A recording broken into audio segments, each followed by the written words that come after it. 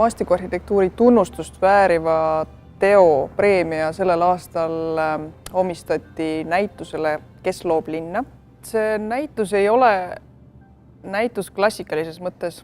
Ta küll avab nii piltide kui tekstidega Tartu linna, aga samal ajal esitab ta ka küsimuse, kes loob linna. Võib-olla üks ajend, miks me seda näitust hakkasime tegema, on põhjus, et linna kujunemise protsessi näevad nii-öelda tavakodanikud või inimesed, kes ei ole ruumiloomega otseselt seotud, väga keerulise ja hoomamatuna, et justkui ei mõisteta, et kuidas mingisuguste tulemusteni jõutakse ja tundub, et see kõik on nagu üle minu pea. Kui me tegime selle näituse jaoks intervjuusid nende erinevate huvigruppide esindajatega, kellest paljudki olid nagu väga mõjukatel kohtadel ja võiks arvata, et nad suudavad, mitte lihtsalt võiks arvata, vaid et tegelikult nende kätes on linna arengut suunata ja väga jõuliselt võiksid nad seda teha. Paljud neist ütlesid, et ei, mina ei saa küll midagi teha, minust ei sõltu mitte miski. Ja tegelikult kuidagi väga selgelt joonistuski välja siis nagu niisugune muster, et võib-olla öelda, et nagu suurte mõjukate otsuste puhul on nagu kaks niisugust põhilist skeemi. Et neid otsuseid tehakse nagu hästi mitmes etapis ja nii-öelda keegi ei näe lõpptulemust ja ei hooma, et igaüks annab nagu oma niisuguse juhusliku panuse, puudub nagu visioon, et lõpptulemus on juhuslik.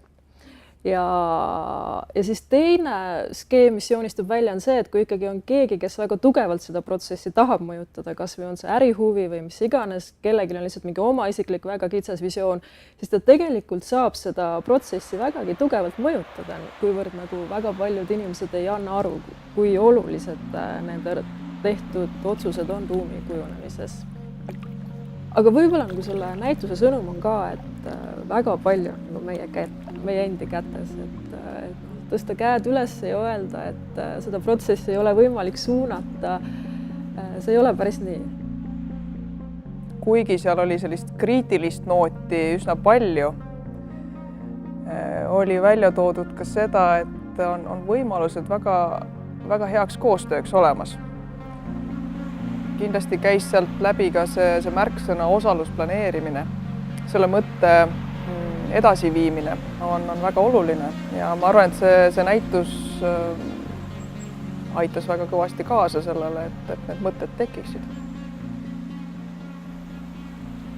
Me oleme Annelinna kergliiklusteel, mis on 6-aastase protsessi tulemus ja mille eesmärk oli luua siis Annelinna väärtuslik avalik ruum.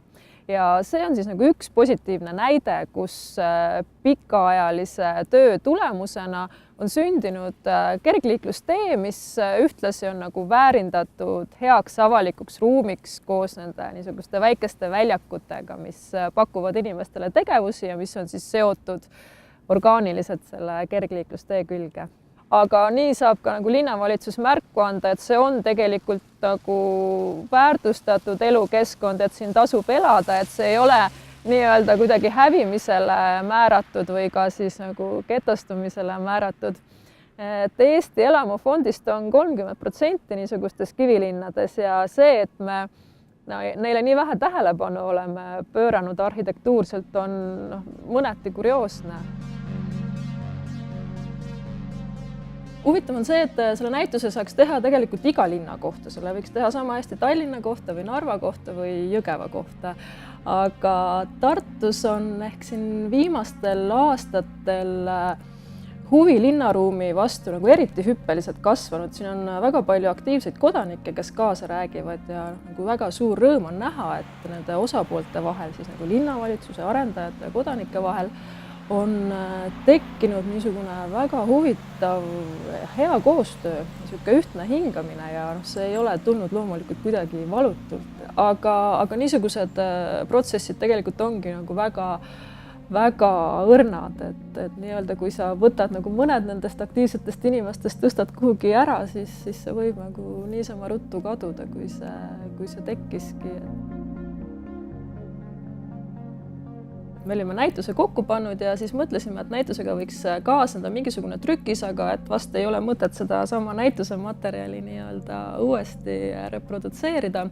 Et teeksime nagu niisuguse põneva kaardi linnaruumi kohta, mis tooks just välja nagu selle, kuidas nagu meie arhitektid linnaruumi näeme ja mis on siin nagu põnevat ja väärtuslikku just nagu neid objekte, mida me võiksime ja tahaksime nagu kaasajas välja tuua.